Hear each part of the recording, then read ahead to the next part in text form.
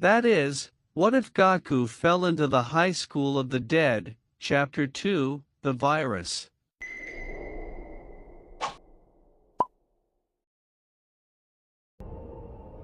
Aquí viene.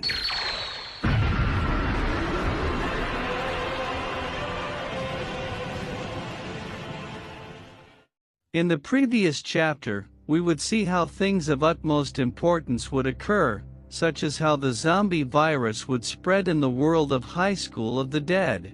But unlike the original story, here a strange space-time rift would open in the sky during the apocalypse, and from it would fall the Saiyan known as Goku, who, after a minor lapse, would be bitten by a small zombie.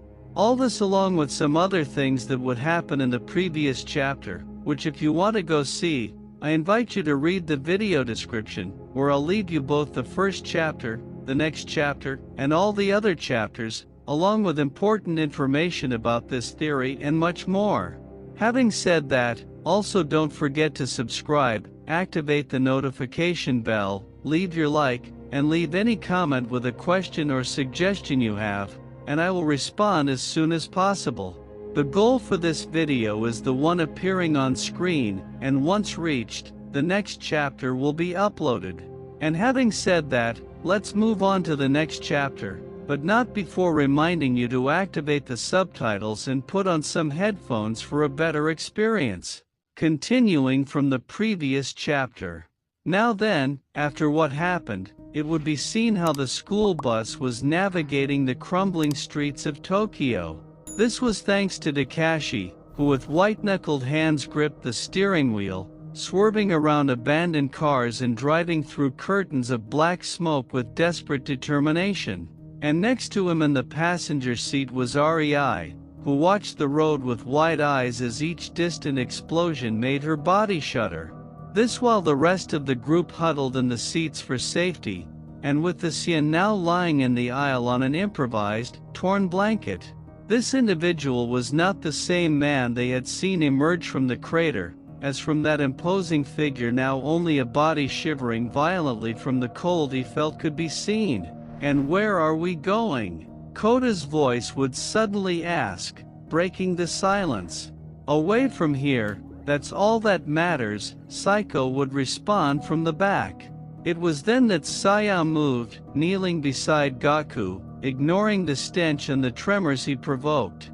The girl's gaze was cold, trying to scan every detail of the subject, while the Saiyan's muscles contracted spastically and veins stood out under his skin like rivers of dark ink, especially on his calf, where the bite was, showing a blackish, viscous substance. But what was most fascinating and terrifying for Saya was that the necrosis was not spreading uniformly, and on the contrary, it could be seen fighting to recover.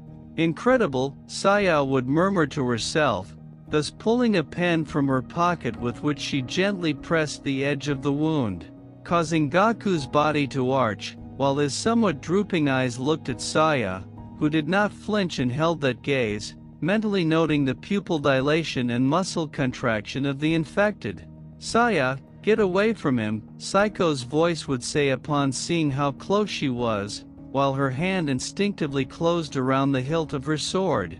It's okay, it's fine, he's containing the infection, Saya would say. But just at those words, the bus would give a sudden jolt as it passed over a body lying on the asphalt, causing Kota to fall forward with his shotgun and sustain a minor injury on his forehead, which would quickly cause the Saiyan to react strangely, starting with the trembling of his body, which stopped abruptly, and then seeing how he would rise slightly, looking at Kota.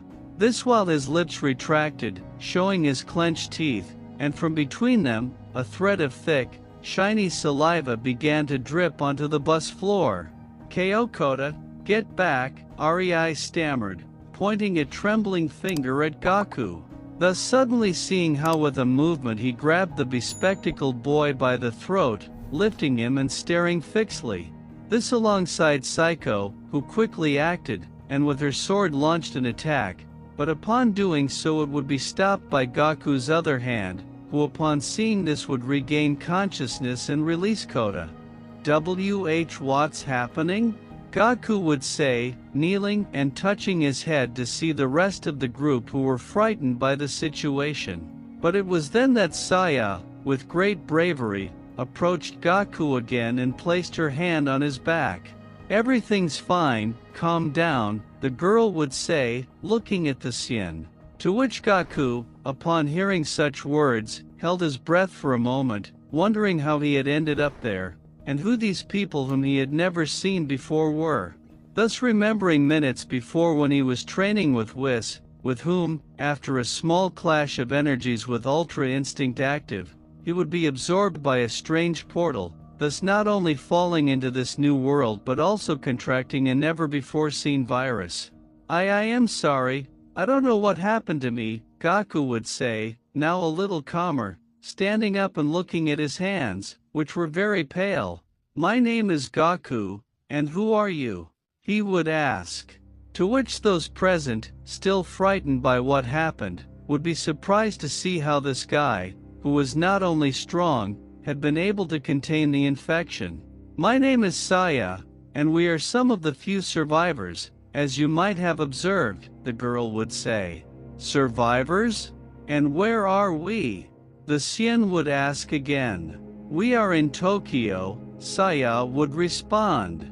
To which Goku, upon hearing such words, would not recall a place called Tokyo existing in his world, thus only sighing at the situation.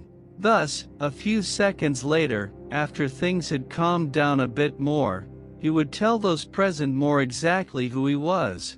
The story he would tell upon being heard would be impossible to believe, as in his account there were gods, angels, and beings from other planets. But then it was Saya who, after processing Goku's incredible story, spoke again. "If it's true that you come from another world, with gods and angels, and that your body is fighting the virus, that changes everything. You're not just another survivor, not even just a weapon, you are the only potential cure," Saya would say.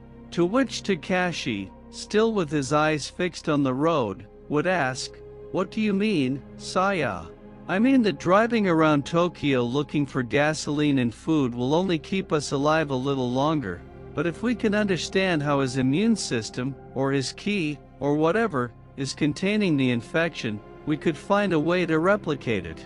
We could find a cure," Saya would say, which resonated in the vehicle, giving hope to those present. "And how do you intend to do that?" "We're not scientists," REI would ask, somewhat skeptical. "That's simple. My father is one, or well, he was," Saya declared, remembering a bit of her past. To which Goku, who barely understood this, scratched his head, remembering Bulma when she talked about the time machine. "Ha! You want to study my blood?" the Sien would say. "Something like that. It's the only way to end this," REI would say, hopeful that it would be so. To which Psycho, who had not removed her hand from her sword's hilt, slowly nodded. "She's right, Takeshi. That's better than an eternal flight," Psycho would say. To which the boy, upon hearing what was said, with a small smile and a sigh, would abruptly turn the bus's steering wheel while saying, "If that's the case, then let's set course for the Takeshi family laboratory in Meguro." This while Goku, who after what happened still didn't feel well, let himself fall into a seat, observing those around him, and along with this, touching his chest and looking at his calf, which apparently wasn't entirely well, and in his head where that instinct of hunger still was. This alongside Saya, who did not take her eyes off the Sien, telling herself that no matter the cost, she would find the cure for the virus that had turned her world into a hell. Author's note.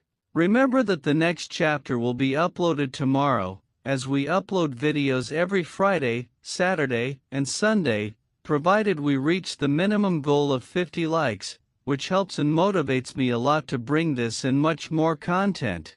Also, don't forget to subscribe to reach our goal of 1,000 subscribers, so we can grow bigger in this beautiful community. End of note. Next chapter, The Cure?